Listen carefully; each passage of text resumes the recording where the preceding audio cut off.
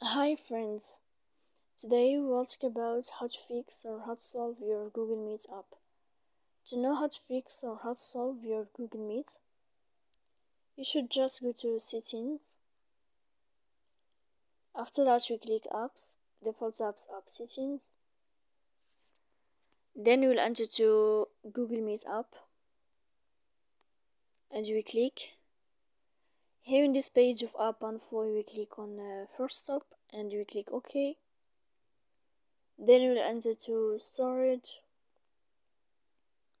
Here we click clear cache, and in the end you can turn off your phone. You will wait 3 seconds and you can turn on your phone again. So please don't forget to support us by like and subscribe. See you next time in another video, and thank you for your attention.